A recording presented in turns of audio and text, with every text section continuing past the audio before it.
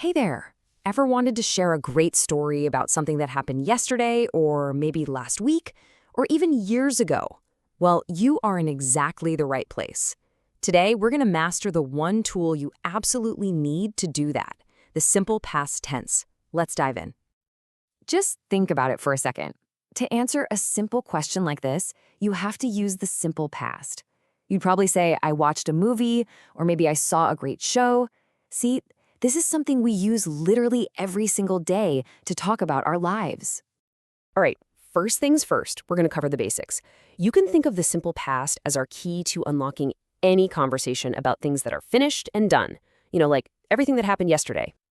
So here's the main idea, the big picture. The simple past is for any action that started, and this is the important part, finished in the past. It's done, over. It doesn't matter if it happened 5 minutes ago or 500 years ago. If it's complete, you're going to use the simple past. Okay, so how do we actually make it? Let's start with the most common rule out there. This applies to what we call regular verbs, and it's your first and most important building block for talking about the past.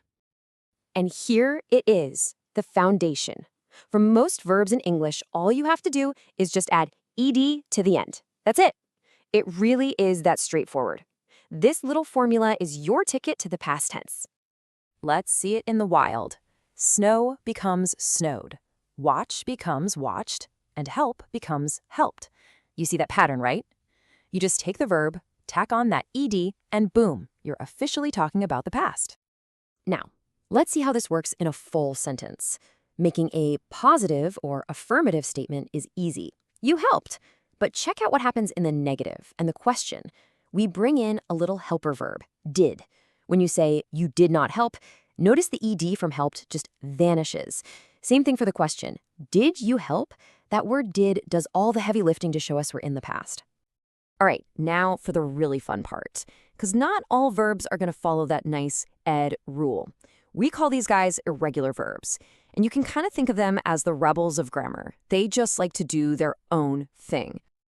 And you can see the difference crystal clear right here. A regular verb, like watch, just predictably becomes watched.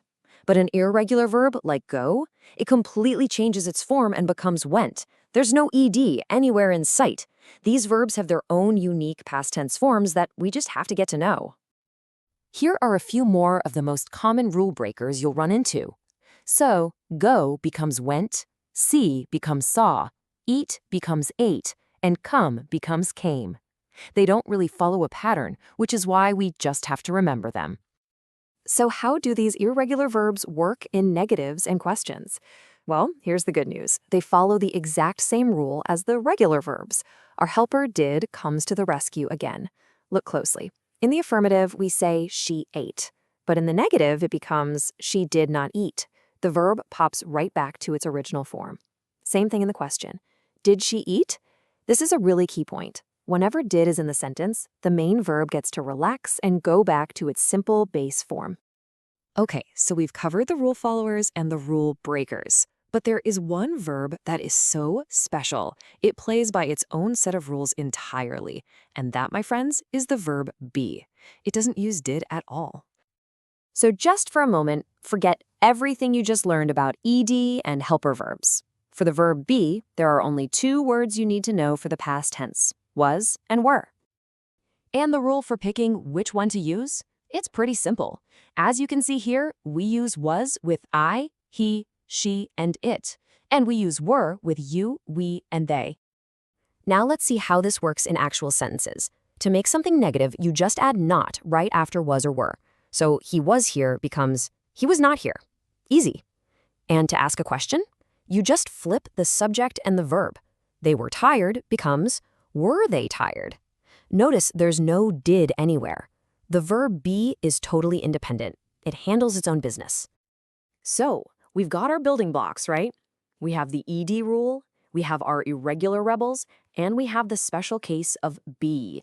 Now, let's put it all together and see how these pieces combine to tell a real story. You know, the key to telling a good story about the past is just being consistent.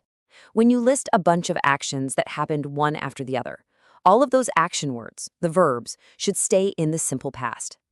This little play-by-play is a perfect example. Look at this. First, Andrew caught the ball. That's an irregular verb.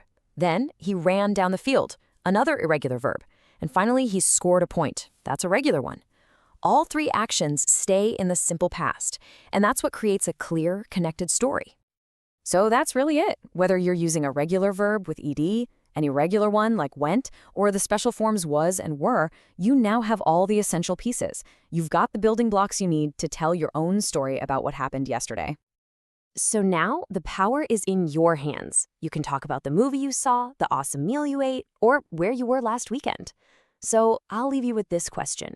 What story about your past are you going to tell first?